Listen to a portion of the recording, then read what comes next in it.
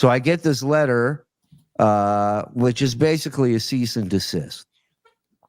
Now so we'll get to that, but we're all named. Did John pay for both the cease and the desist? Or? I think what it is he thinks a cease and desist maybe I'm as dumb as him and I might think it's a lawsuit.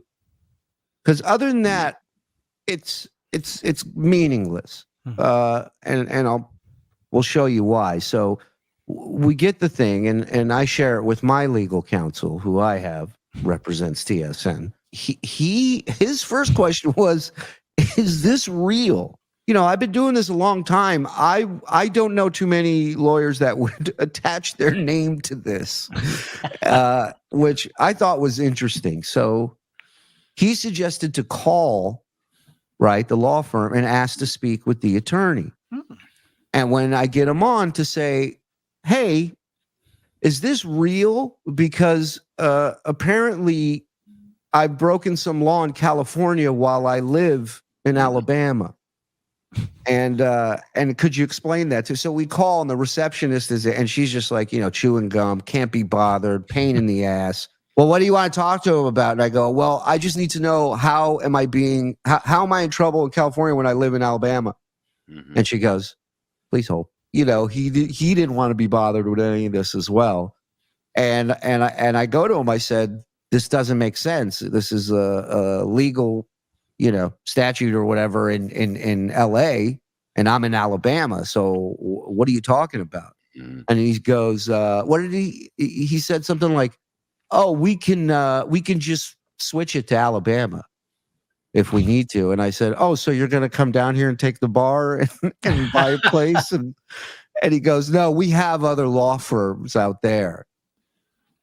So if you did, why wouldn't it come from there in the first place? That's true. Right? Mm-hmm. Right. And then at one point I'm like, he goes, well, why don't you? At one point he just goes, you just leave the guy alone.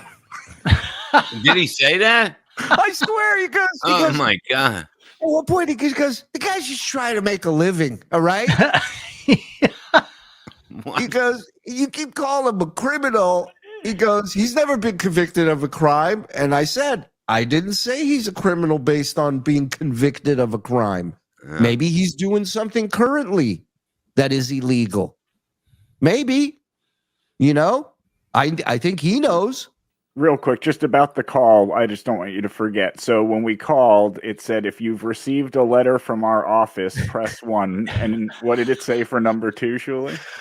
It said, what did it say? If you're calling a customer, for Legal Shield. Right. If you're a customer of Legal Shield. Oh my God. Yeah. You go to their website. I'm not going to say who they are, but you go to their website and it's directly tied into Legal Shield. Like it's what they do. It's who they are. So it's 100% from Legal Shield. All right. So look, we're all our names are in there. Oh, they are? Mine's misspelled.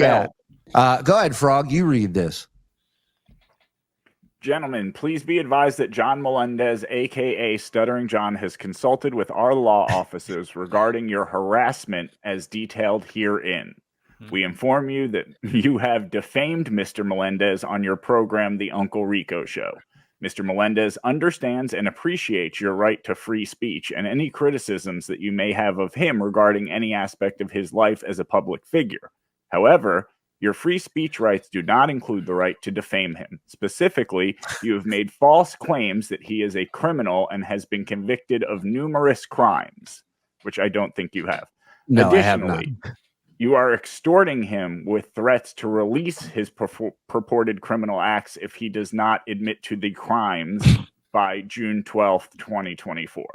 Please note that while Mr. Melendez works in the entertainment industry, he also works as an educator, and your false claims that he has committed crimes could certainly affect his work in that field.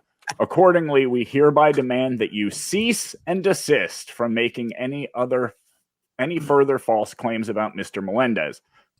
I'd like to reply, seize these nuts, motherfucker. That's right. Fuck out of here with that stupid shit. We will be neither ceasing or desisting, John. No.